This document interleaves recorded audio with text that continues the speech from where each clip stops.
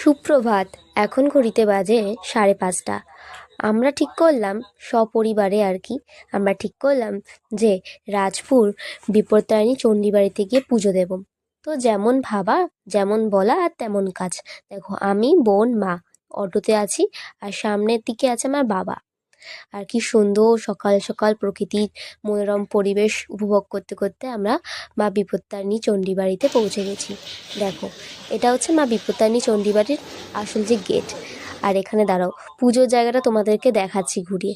এই যে রেড কার্পেটটা দেখছো, এখানে বসেই মায়ের আরাধনা অঞ্জলি করা যায়, আর খুব কাছ থেকে মাকে দেখা যায়।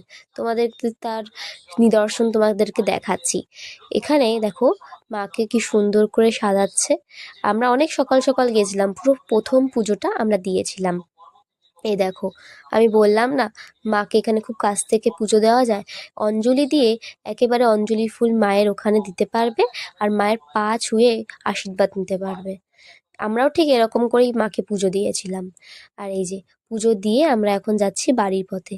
এখন ঘড়িতে 7টাও বাজেনি, দেখেছো কত তাড়াতাড়ি আমরা পুজো দিয়ে ফেলেছি, কোনো লাইনও দিতে হয়নি। চলো, আমার পুজো দেওয়া হয়ে গেছে, আমরা এখন বাড়ি যাব। টাটা।